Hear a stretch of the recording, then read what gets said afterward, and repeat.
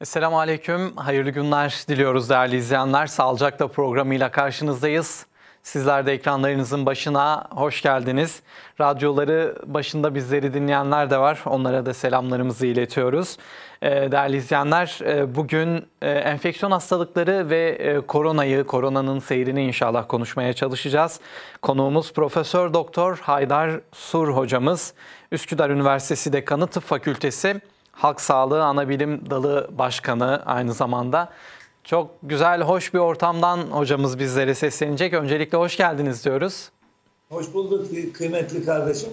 Sağ olun. Tüm izleyicilerimize selam ve muhabbetlerimi iletiyorum. Size de öyle. Eyvallah hocam. Bana Aleykümselam. yeniden seslenme fırsatı verdiğiniz için ayrıca teşekkür ediyorum. Bizler de çok teşekkür ediyoruz. Güzel bir hava, atmosfer var sizin orada hocam.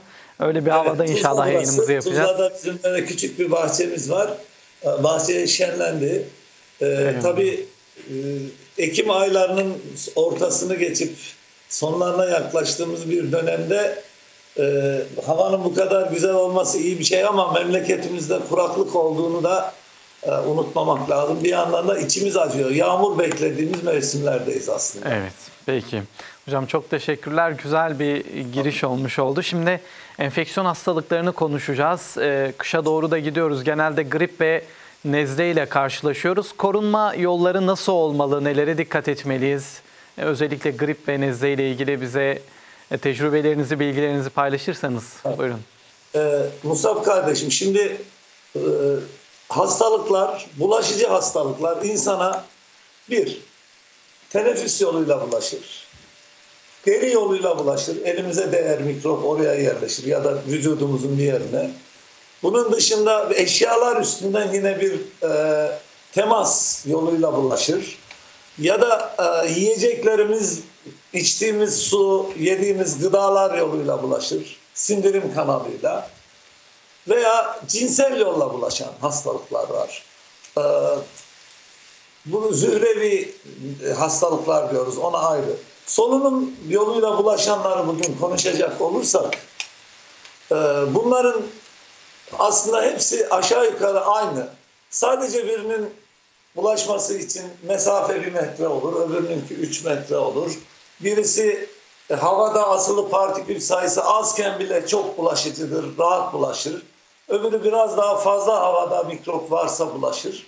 Böyle birinin bünyesini bizim bünyemize bir bağışıklığımız vardır. Onu alsak bile alt edebiliriz ama bazısına vücut tanımadığı için zayıftır. O bizi çabucak hasta eder. Böyle farklılıklar olmasına rağmen hepsi aslında aynı şey. Koronavirüs için konuştuğumuz her şey birkaç senedir. Ben de sizin programınıza defalarca misafir oldum.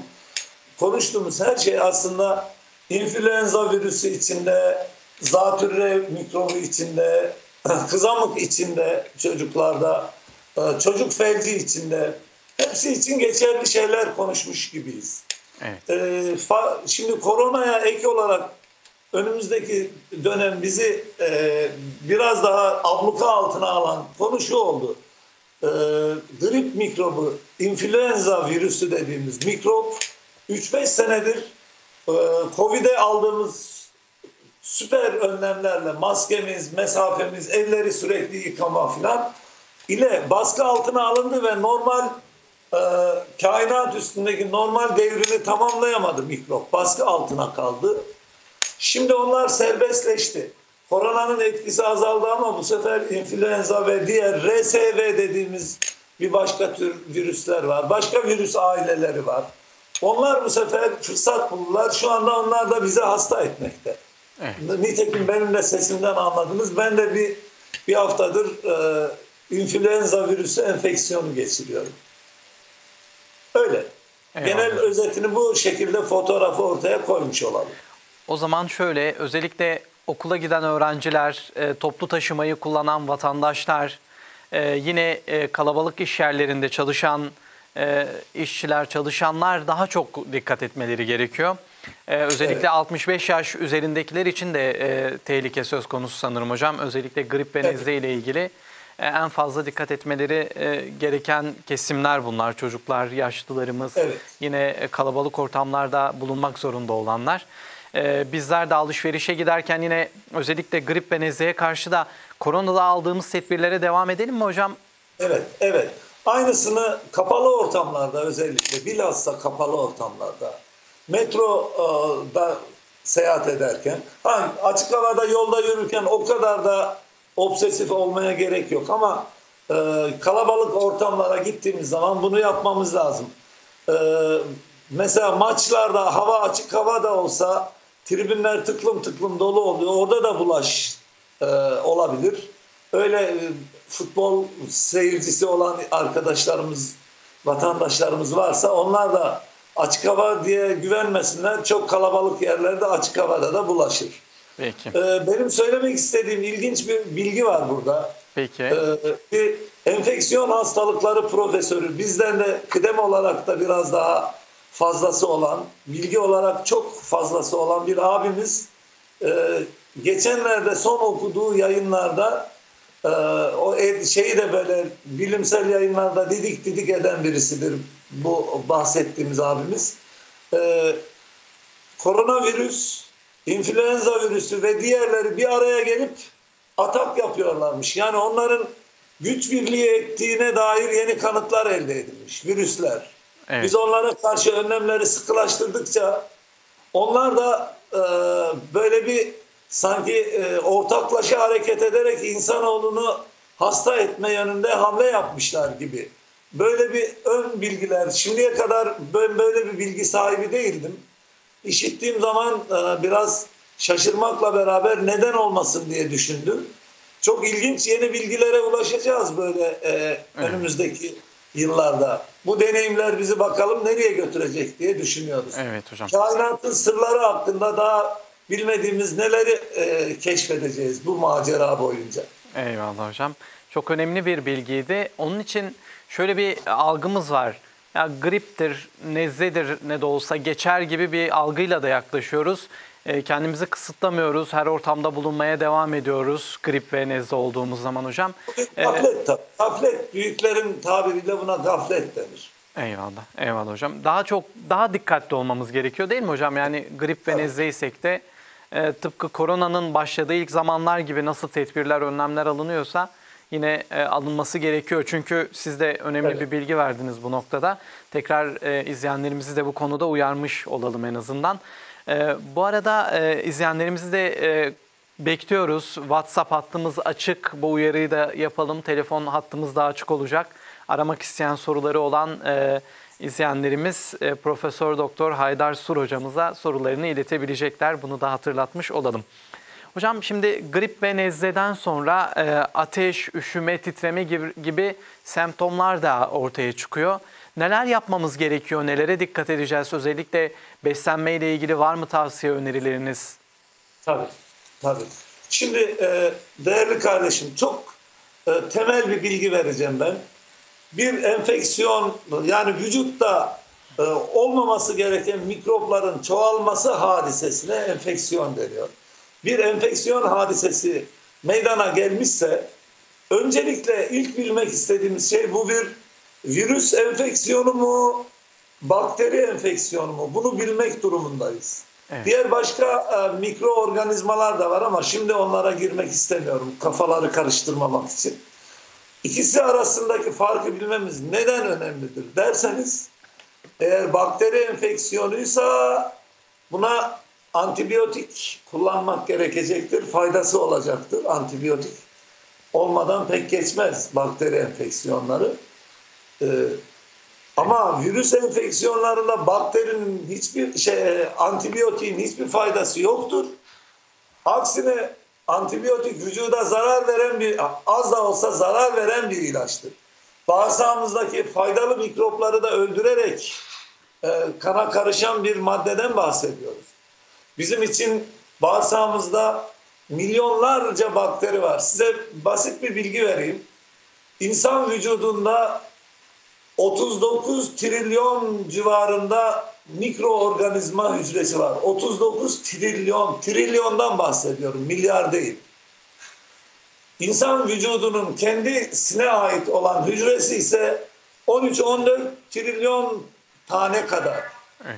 Yani bizim kendimize ait hücrelerimizin 3 katı kadar bakterilerin vücudumuzda yer aldığını hesap edersek onlar bizim hayatta kalmamızı sağlayan canlılardır aslında. Evet. Vücudumuzda bakteriler olmasaydı biz ölürdük. Dolayısıyla faydalı bakteriler bunlar. Zararlıları gelip bu faydalıları da yok etmesin, bizim hücrelerimizde yok etmesin diye mücadele ediyoruz. Dolayısıyla antibiyotiği mümkün olduğu kadar dikkatli almamız lazım. Bütün ülkelerin şimdi tıbbı çok iyi bilmeyen insanların en büyük problemidir. Bilinçsiz antibiyotik kullanımı. İnşallah bir haftada antibiyotik ve bilinçli ilaç kullanımı konusunda sizinle program yapalım. İnşallah. Buna akılcı ilaç kullanımı deniyor. Çok İnşallah. Faydalı bir şey yapmış oluruz memleketimize, cemiyetimize. İnşallah hocam. Dolayısıyla şimdi bakteri enfeksiyonu olduğunu anlamadıkça antibiyotik kullanmayacağız. Bazı insanlar hemen antibiyotiğe dayanıyor. Halbuki virüs insanın ateşlenmesi, kırıklık yaşaması, hastalanması çok daha sıklıkla görülen bir şey. Lüzumsuz yere ilaç alıyor, parası gidiyor şu bu ama bir yandan da kendisini daha çabuk iyileştirecek bakterileri de vücudunda destekleri de yok ediyor. Tam istediğimizin zıttı bir şey yapılmış oluyor. Evet. Kaba bir bilgi vereyim. Bir bakteri enfeksiyonunu virüs enfeksiyonundan ayıracağımız ilk belirti ateştir. Ateşi 38 derece ve üstüne çıkardığı zaman bu genellikle bakteriymiş gibi tahmin edilir. Evet. Virüs enfeksiyonları 38'in daha altında bir derece ateş. Mesela 37,5, 37 daha böyle kırıklıkla seyreder. Birincisi bu. İkincisi hemen ilk önce bunun bir virüs olduğunu düşünmemiz gerekir. Ve vücudu desteklememiz gerekir. Terleme, buna C vitaminini desteği, buna işte bizi güçlendireceğini düşündüğümüz ne bileyim kelle paça dahil her şey işte proteinli yüksek bir takım şeyler ne derler gıdalarla takviye edilmesi, dinlenme, kesin istirahat, evet. Dinlenme ve ağrısı kırıklığı, huzursuzluğu olduğu için ona ağrı kesici ilaçlar, herhangi bir ağrı kesiciyle en fazla tercih edeceğimiz de parasetamol dediğimiz cinsi ilaçlar olur. Bunların kullanımında riski en az olan ilaçlardır. O yüzden de ağrı kesici olarak ilk tercih edilmesi gerekenlerdir. Bunun dışında da birkaç gün bekleyip ve kesin istirahat edip sonucu görmek. Eğer iyiye gidiyorsa tamam yaptığımız iş doğrudur. İyiye gitmiyorsa o zaman bir hekime başvurmak. Yapılacak tek şey budur. Şimdi burada benim bir yanlış genel bir yanlışı düzeltmek için şunu bir hatırlatmak isterim. O da insanlar ya sabah biraz hastayım, kırığım, halsizim, öksürüyorum, ateşim çıktı. Hadi bir böyle ilaç alayım, öğleden sonra pataküte işime koşuyor. Böyle bir şey yok.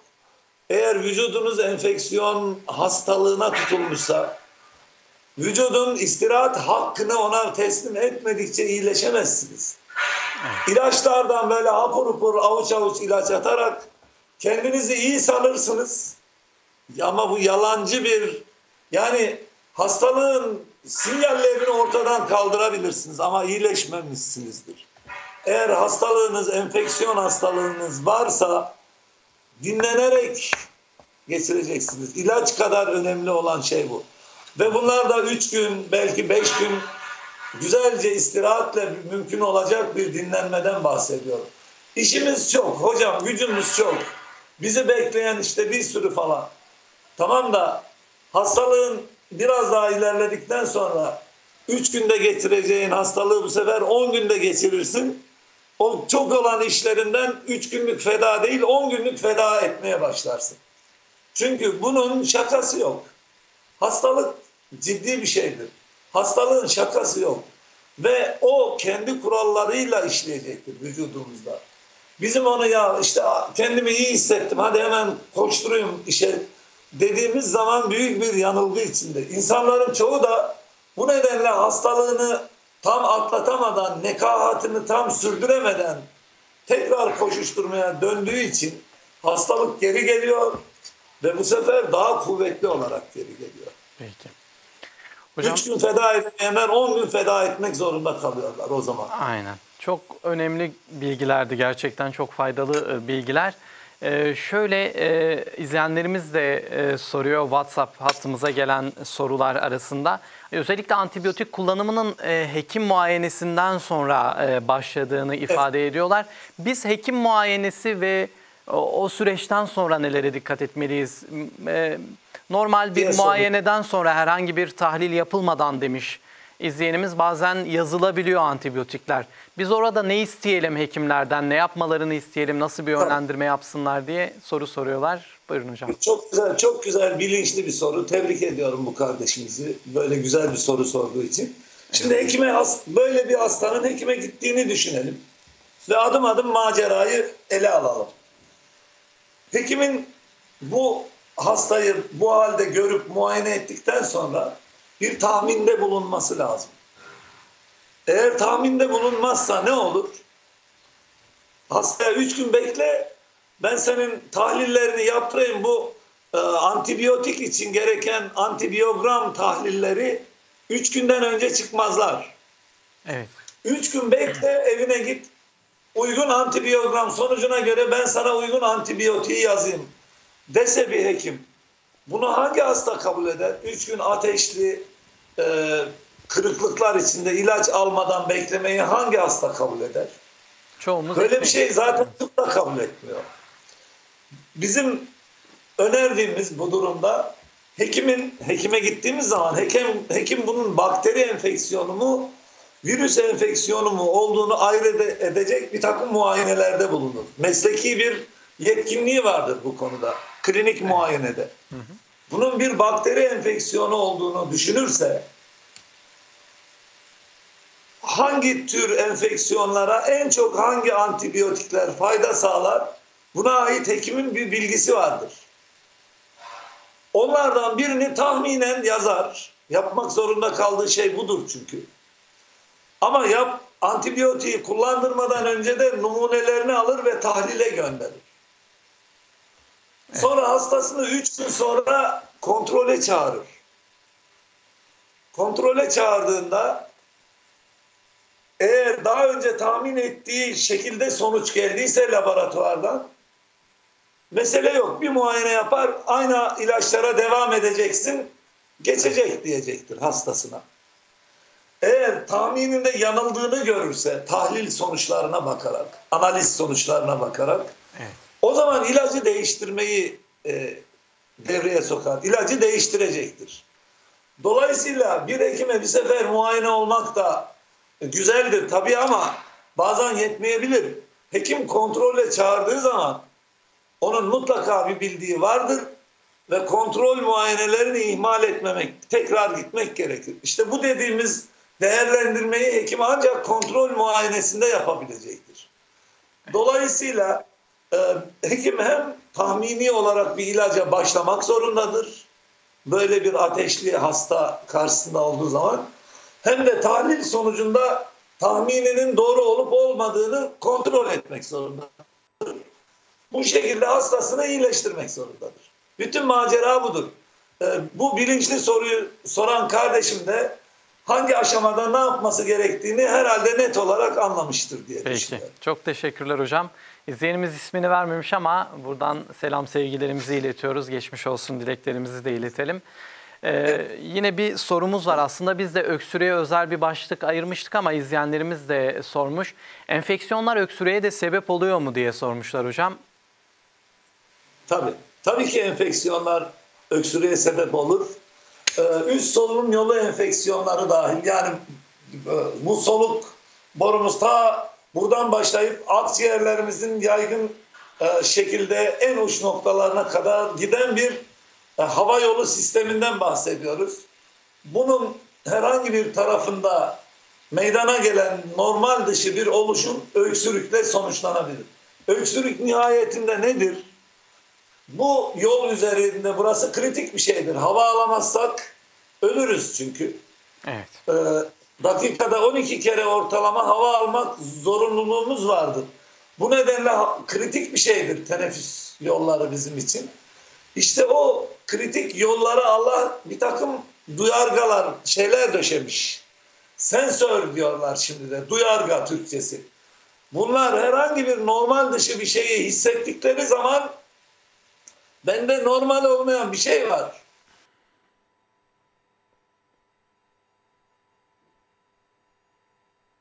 Evet. Skype bağlantımızda sanırım kısa bir sıkıntı var değerli izleyenler. Önemli bir konuyu konuşuyoruz. Profesör Doktor Haydar Sur bizlerle birlikte. Kendisi Üsküdar Üniversitesi Dekanı, Tıp Fakültesi Halk Sağlığı Ana Bilim Dalı Başkanı değerli izleyenler. Grip nezle ile başladık, enfeksiyon hastalıklarını konuştuk. Çok önemli, değerli bilgiler verdiler. Bu ara özellikle korona, grip, nezle gibi virüslerin bir atak yaptığını, ortak bir şekilde özellikle birlikte insan vücuduna saldırdıklarını ve dikkatli olmamız gerektiğini ifade ettiler. Profesör Doktor Haydar Sur özellikle kapalı ortamlarda bulunanların maske takması gerektiğini değerli izleyenler özellikle önerdi. Profesör Doktor Haydar Sur bunu da bir kez daha bizler de altını çizelim. Skype bağlantısı yapıyorduk. Kısa bir sıkıntı yaşıyoruz şu anda bağlantıyla ilgili. Arkadaşlarımız çözmeye çalışıyorlar. Koronayı, enfeksiyon hastalıklarını konuşuyoruz. Bu arada sizler de değerli izleyenler WhatsApp'tan özellikle sorularınız varsa bizlere iletin. Birazdan yine Profesör Doktor Haydar Sur'la inşallah o soruları değerlendireceğiz. WhatsApp hattımıza gelen sorular var. Telefon hattımızda izleyenlerimiz var. Biraz bekleteceğiz. Ama inşallah az sonra hocamızla bağlantımızda bunları soracağız. Hocamız yayınımızda kısa bir aksaklık yaşadık hocam. Tekrar bizlerle birliktesiniz. Çok teşekkürler. Önemli bilgiler de paylaştınız. Şimdi öksürüğü özellikle konuşuyorduk. Öksürükle ilgili aktarmak istediğiniz varsa son cümleleri alayım hocam. İzleyenlerimizin soruları da var. Sağlayalım. Öksürük, teneffüs yollarımızda normal olmayan bir durumun, hadisenin var olduğunu bize anlatan önemli sinyallerden biridir. Bunu ciddiye almak ve onu ortadan kaldırmak zorundayız. Öksürüğe neden olan her neyse. Ama genellikle bu kolay bir şey olduğu halde her zaman için öksürüğe yeterince önem verilmiyor. Bunun nedeni nedir diye soracak olursanız hala bağlantıdayım değil mi Musa? Aynen hocam. Evet. Sigara. Bu sigara denilen meret. Sigara insanı öksürtür ya. Sigara içen kişiler ya işte sigara içiyorum da ondan öksürüyorum diyerek bunu öksürüğün her cinsini genellikle sigaraya atfetme yolunu seçmektedirler. Bu durumda da ne oluyor? Sigaranın neden olduğu öksürük de bir problemdir tabii. Niye öksürüyorsun kardeşim? Demek ki sigara iyi bir şey değil de öksürüyorsun. Ama sigaradan başka öksürükleri de atlayabiliyorlar bu insanlar.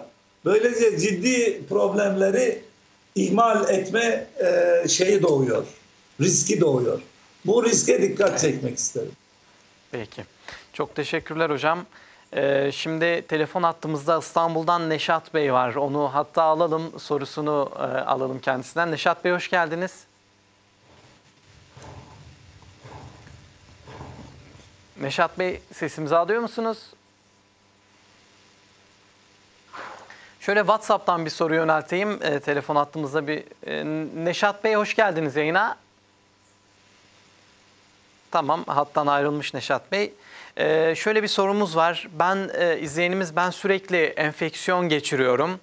Yazın soğuk su veya dondurma gibi şeyler tüketemiyorum bu yüzden. En ufak bir soğuk hemen enfeksiyona sebep oluyor. Doktora gittim, test yapmam gerektiğini söylediler. Ne yapmam lazım? Şu an o testi yapamadık demişler. Bu arada dikkat etmem gereken ne var diye soruyorlar hocam. Evet. Şimdi tabii bu okurumuzun sorusu bu konuda bazı bilgileri tekrar hatırlamamız için vesile oldu. Bu dinleyicimizin sorusu. Evet. Bazı bünye, halk arasında bünye denilen bir yapısal farklılıklar veya yapı karakteri diye Türkçe'ye çevirebileceğimiz bir şey var. Bünye. Türkçemizde, güzel Türkçemizde bunun adı bünye.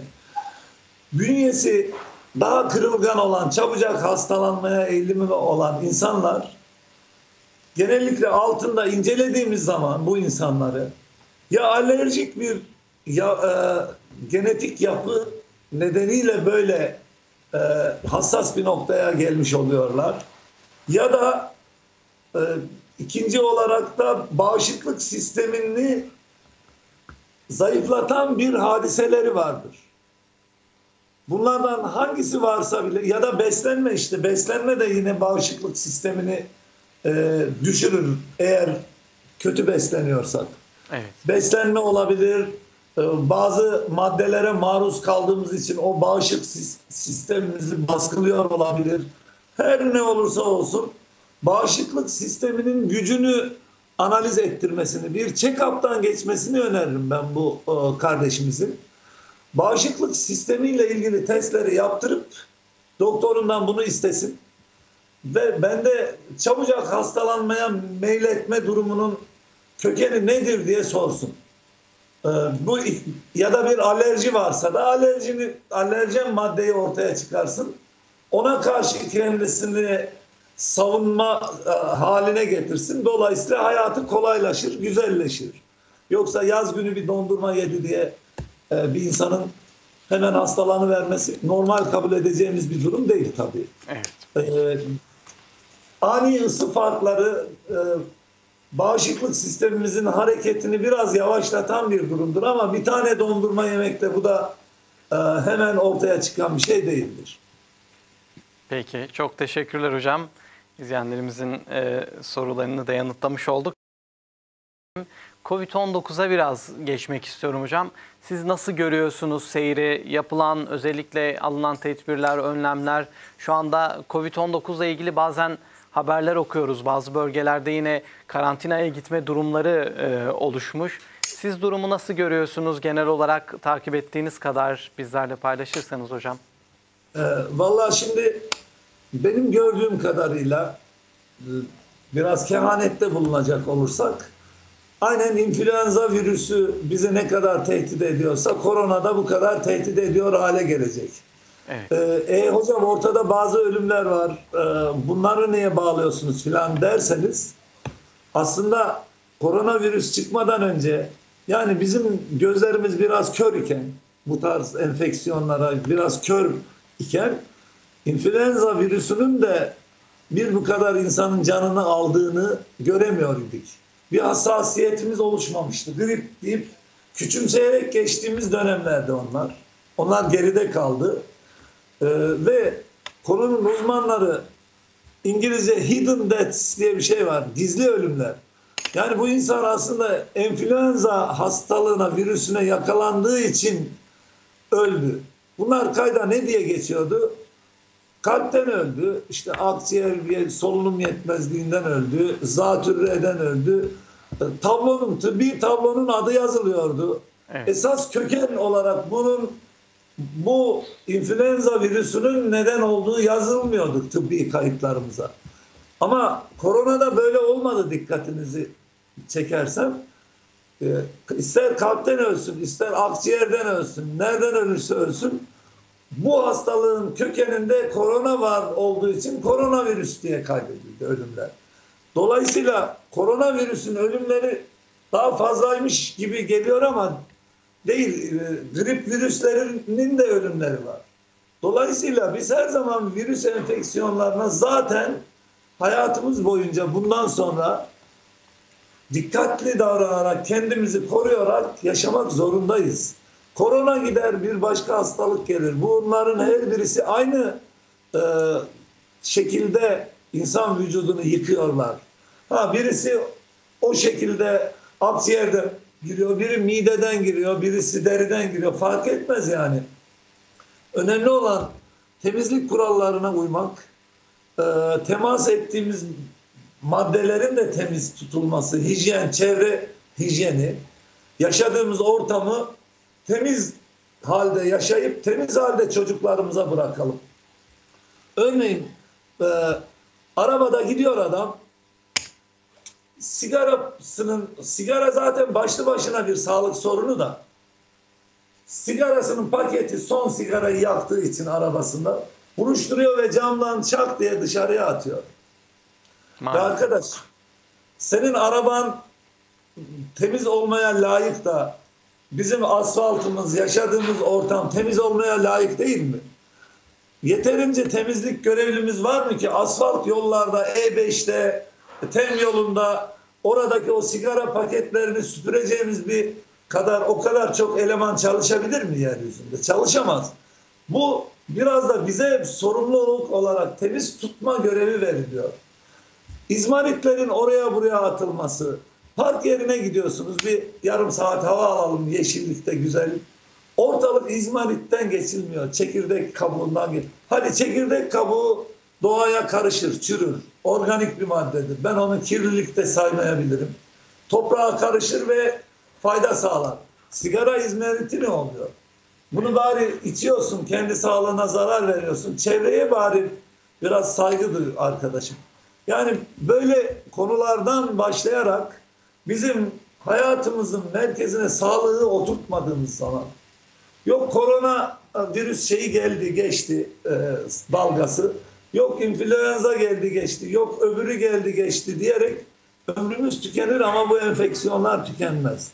Burada karar şudur: sağlıklı yaşamaya karar vermek ve hepsine birden bizi koruyacak hijyenik koşullarda sağlığa uygun yaşama davranışları geliştirmek. Evet. Yoksa bu koronavirüsün gelecek sene ne olduğunu kim biliyor? Kim bilebilir? Allah biliyor. Aynen. Biz sadece tahminde bulunuyoruz. Gelecek sene belki yeniden atağa kalkar mı? Belki kalkar.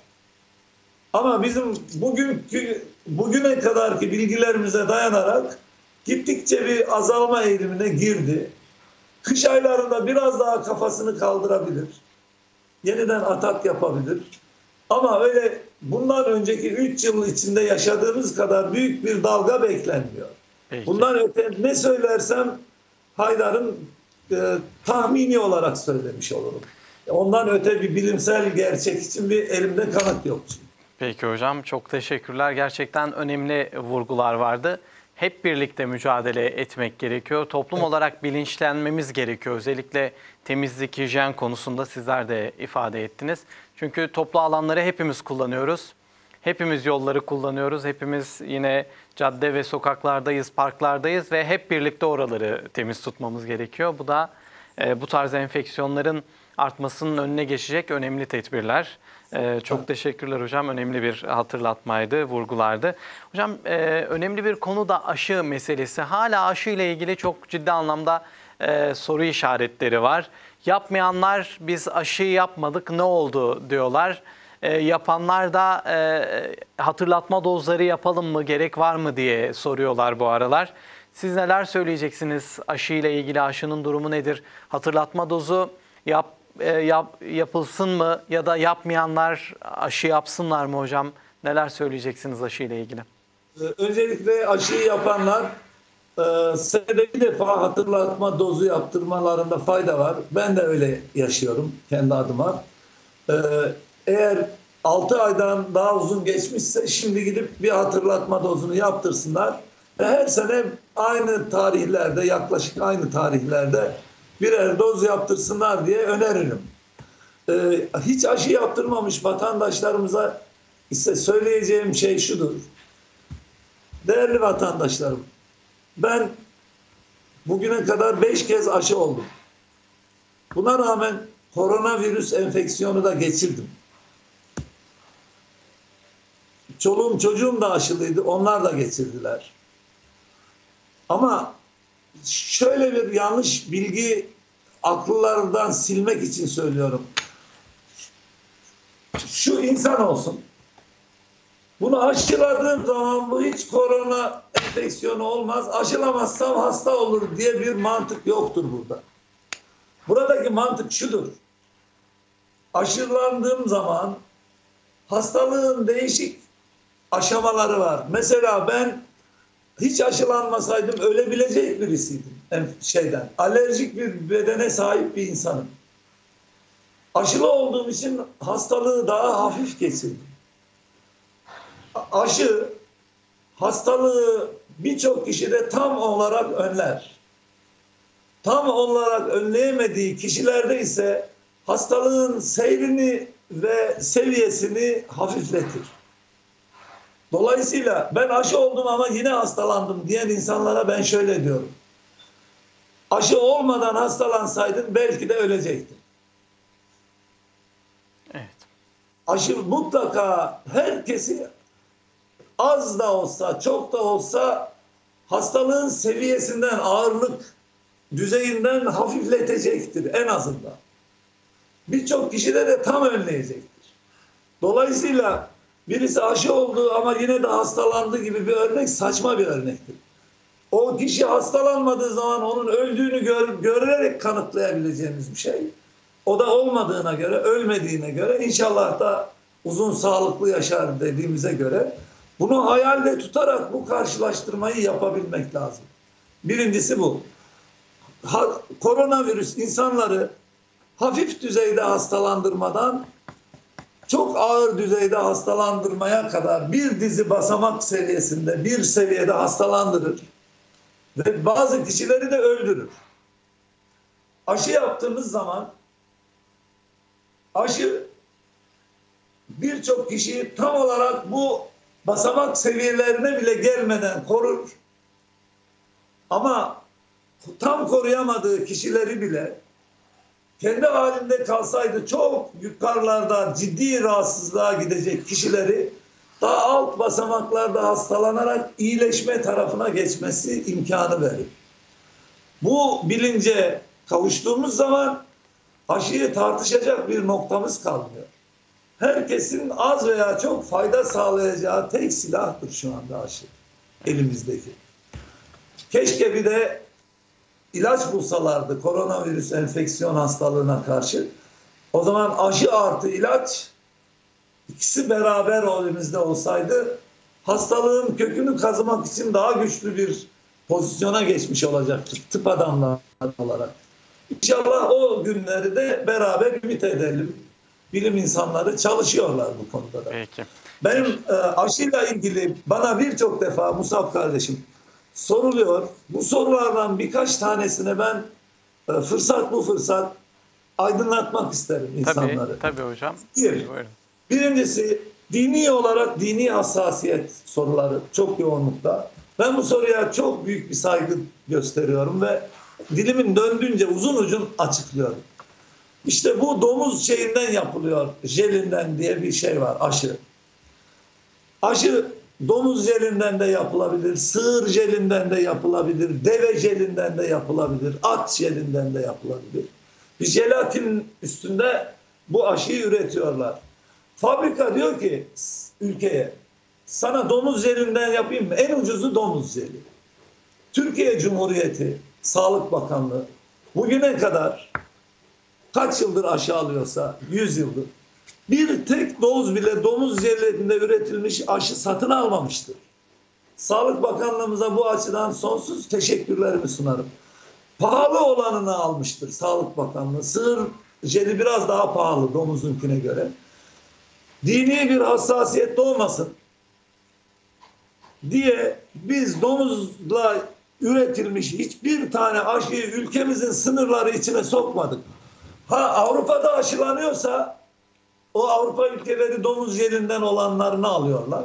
O zaman oradaki Müslüman kardeşlerimiz söylüyorlar doktoruna. Ben domuz jelinde üretilmiş aşıyı istemem diye. O da ona göre öbürünü temin ediyor. Evet. O da var imkan. Dolayısıyla Türkiye Cumhuriyeti sınırları içinde dini hassasiyet oluşturacağımız hiçbir durum yoktur. Bir defa bunu bir bilelim, şey yapalım. Sağlık Bakanlığı'na da ben buradan teşekkür ediyorum. Böyle bir Eyvallah. Eyvallah. dinimizin, ülkemizin hassasiyetine. Ama mesela Mısır'da El Eser Üniversitesi ilahiyatçılarını toplayarak bu domuz yeri ne bir şeydir diye bir araştırma yaptırmış. Ben okudum, o fetvaları da okudum. Domuzun yağından aldıkları maddeyi tam 39 kimyasal reaksiyona sokuyorlar fabrikada. Ondan sonra aşının üretilebileceği bir jelatin elde ediyorlar. İslam alimleri El Eser Üniversitesi'nde oy birliğiyle şuna demişler: bu kadar çok kimyasal işlemden geçirilen bir maddenin artık domuzla bir ilişkisi kalmamıştır. Domuz yeri bile kullanılsa dinen haram değildir demiş Mısırlı alimler. Ama Türkiye bu fetva falan da gerek duymadan olduğu gibi o kapıyı kapatmış, sığır jeliyle işimizi görüyoruz biz. Bizim gönlümüz rahat yani o açıdan. Birinci olarak bu hassasiyeti bir açıklayayım. İkinci hassasiyet noktası ise acaba buna işte zarar verir mi? Kalp hastalığı, böbrek hastalığı yapar mı? Alüminyum zehirlenmesi yapar mı? Civa zehirlenmesi yapar mı filan diye. Aşı 29 Amerikalı bir bilim insanının yaptığı bir araştırmanın sonucunu söylüyorum. Amerika'da bir bebek dünyaya geldikten 18 yaşına gelinceye kadar tam 29 defa aşılanıyor. 29 aşı vuruyorlar ona. Tetanoz, onun rapeli, onun tüberküloz, onun rapeli falan 29 kere. Bu 29 kere vurulan aşıda aldığı civa miktarı, en çok konuşulan zehirler insanı diye konuşulan civa, bir bebeğin anne sütü emerek 6 ay içinde aldığı civadan daha az. Anne sütünde bile var civa. Ama çok eser miktarda, az miktarda. Anne sütünde 6 ay emen bir bebek ne kadar civa emmişse anasından 18 yaşına kadar vurduğumuz tüm aşılarda var olacak civa miktarı bundan daha az miktarda. Evet. Şimdi kim diyebilir ki anamızın ak sütü gibi helal diye konuştuğumuz bir dilimizle konuştuğumuz şeyde, dinimizin de bize helal kıldığı ve süt hakkı diyerek, süt anneliği diyerek, süt kardeşliği diyerek onayladığı böyle bir şeyde bu kadar düşük civa madde birikimleri eğer sağlığa zararlı olsaydı böyle bir şey olur muydu? Olmaz. Olmazdı. Dolayısıyla Müslümanın akıllı olması lazım. Ve böyle basit tartışmaların ötesinde tartışmayı bilgiye dayandırarak götürmesi lazım. Kesinlikle. Bakın bu bilgiyi size verdiğim zaman civayla ilgili tartışmanın gündemi düşmüş oluyor. Niye? Çünkü ortada net bir bilgi var, ölçüm sonucu var. Yalan da söylemiyoruz burada. Eyvallah. İnsanlara doğru bilgi aktarmaya çalışıyoruz. Öbüründe de baştan sona kadar sürekli kayıt altında ve hepsi sığır jelatininden elde edildi dedik. En önemli aşıya 2 itiraz, bu ikisi geliyor bize. Sorular yüzlerce defa soruldu. Ben de bunları gece gündüz araştırdım ve bu bilgilere ulaştım. Bunu sizinle paylaşmak isterim. Kendim de çocuklarıma da aşıları uygulattım. Aşıdan daha iyi bir silahımız olmadığı için aşıyı şiddetle tavsiye ederim. Çok teşekkür ediyoruz hocam. Gerçekten altı çizilmesi gereken çok önemli bilgilerdi. Allah razı olsun diyelim. Vaktimizin de yavaş yavaş sonuna geliyoruz. Toparlayacak olursak hocam, özellikle grip nezle dönemine giriyoruz. Yine korona vakaları yaşanabilir bu dönemde. Soğuk algınlığı durumları oluyor. Genel tavsiyeleriniz, önerilerinizle inşallah noktalayalım. Neler söyleyeceksiniz? Öyle kapatalım hocam, buyurun. Beslenmede mümkün olduğu kadar hazır gıdalardan kaçınalım. Paketin içine girdiği zaman mutlaka gıda değerinden kaybederek o paketin içine sokuluyor. Evet. Taze sebze meyve, taze gıdalar, kullandığımız yağlar dahil hepsinin sağlıklı olmasına dikkat edelim. Beslenmemizi sağlıklı beslenme şeklinde ayarlayalım. Sadece proteine dayanmayalım. Sadece karbonhidrata dayanmayalım. Hepsinin böyle karışık. 2 marul yaprağı, yanına 2 köfte, yanına belki turşu. Böyle çeşitlendirelim sofralarımızı. İlla pahalı gıdaları doldurmak zorunda da değiliz. Çeşitli, dengeli beslenmemiz önemli. Düzenli uyku çok önemli. Bağışıklık sistemini en çok çökerten 2 şeyi söyleyeyim mi size? 1, stresli hayat. Kafada problem takıntıları varsa, o insanın içi rahat değilse, o insanın bağışıklık sistemi düşüyor. Bir de uyku düzeni. Güzel zamanında ve güzel yeterli miktarda uyuyalım. Uykumuzu kaçıracak kadar problemler her neyse ya çözebiliyorsak çözelim ya da çözemiyorsak takdire bırakalım. Sonuç ne gelirse onu kabullenmeye hazırlanalım. Eyvallah. Ve hayatımızın geri kalan kısmının sağlıklı, kaliteli geçmesi için vücudumuza fırsat tanıyalım. Vücudumuz birçok problemi çözmeye muktedir olarak yaratılmıştır. Bizi yaratan Yüce Mevlamız bize belli şekillerde imkanlar sunarak bu vücudu meydana getirmiştir. Eyvallah Bunu hocam. kullanmak için vücuda fırsat tanıyalım. Uyuyalım, Peki. güzel uyuyalım, güzel beslenelim Eyvallah. ve hareketli hayatı sürdürelim. Hareketli hayat çok önemli. Peki. Sabah arabadan inmeyip, asansörden inmeyip, günde 1 kilometre bile yürümeyen insanlar biliyorum. Yazık ediyorlar vücutlarına. Eklemleri kireçleniyor, kasları zayıflıyor. İçten içe çöküyorlar, farkında değiller. Eyvallah hocam. Biraz hareketli ve vücudu her zaman zinde tutan bir şeyle yaşarsak, hijyen kurallarına da uyarsak, İnşallah sağlıklı uzun yıllar yaşama fırsatını bize takdir edecektir diye düşünüyorum. İnşallah hocam.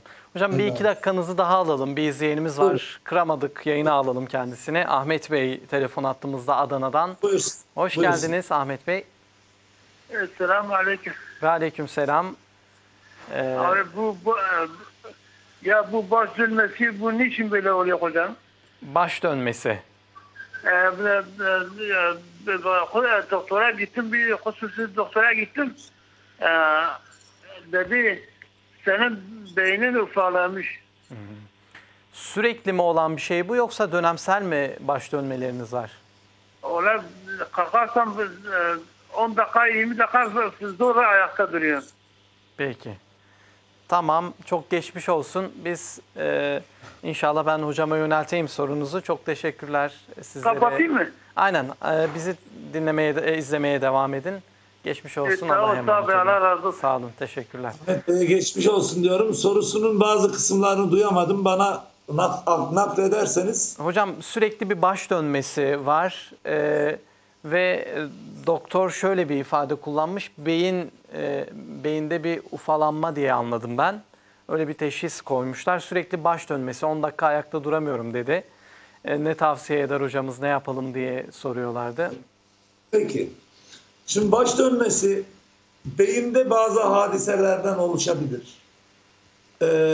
Vücudumuzu dengede tutan kulak sinirleri, kulak, iç kulak yapısı, oradaki kristaller gibi yapıların herhangi bir şekilde etkilenmesinden olabilir.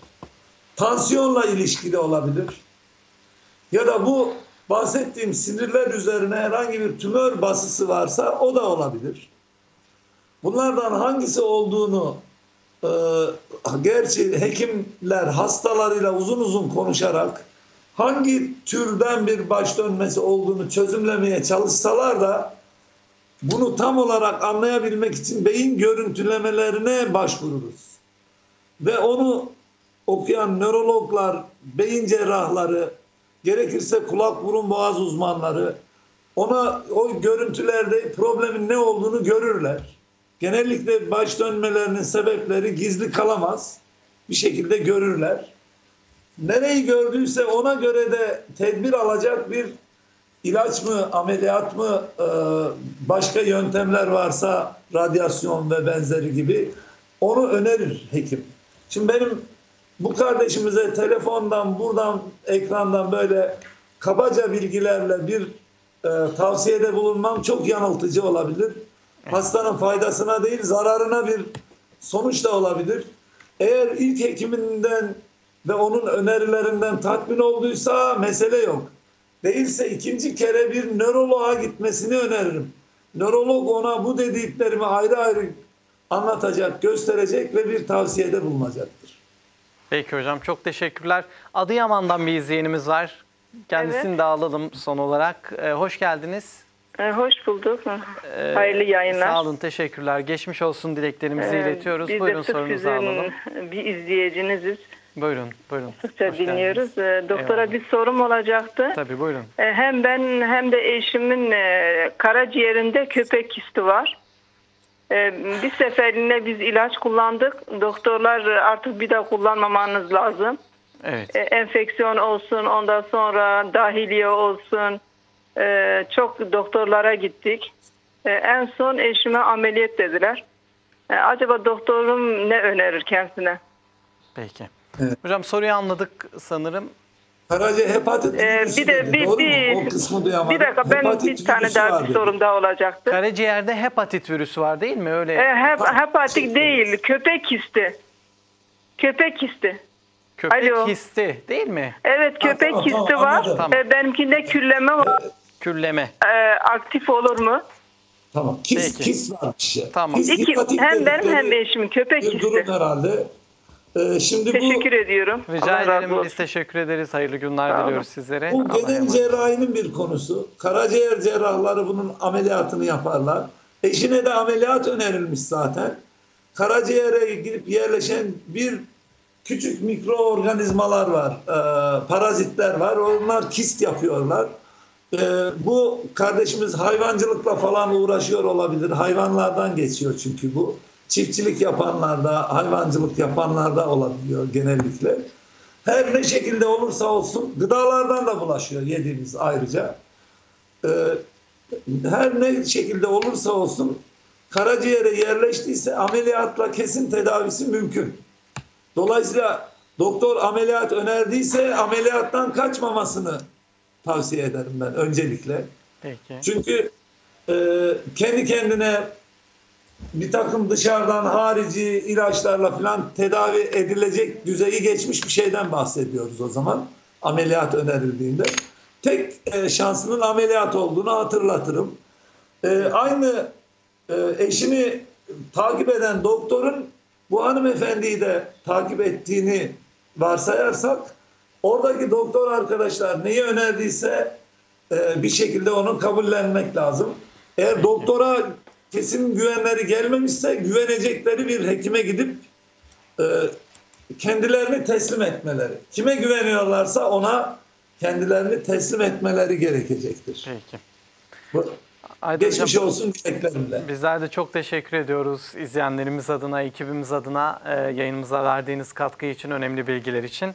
Çok çok teşekkürler hocam. Sizlere hayırlı, huzurlu bir gün dileklerimizi de iletiyoruz. Geçmiş olsun. Sizler de biraz rahatsızdınız.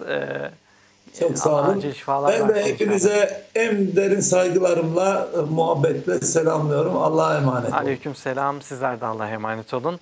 Profesör Doktor Haydar Sur bizlerle birlikteydi. Üsküdar Üniversitesi Dekanı, aynı zamanda Tıp Fakültesi Halk Sağlığı Anabilim Dalı Başkanı kendisi. Çok teşekkür ediyoruz. Önemli bir program oldu. Grip nezle mevsimindeyiz. Önemli bilgiler paylaştı. Değerli izleyenler, tekrarını YouTube'dan izleyebilirsiniz programın. Sizleri Allah'a emanet ediyoruz. Bu hafta da programımızın sonuna geldik değerli izleyenler. Haftaya yeni bir konu ve konuğumuzla tekrar huzurlarınızda olmak temennisiyle Allah'a emanet olun.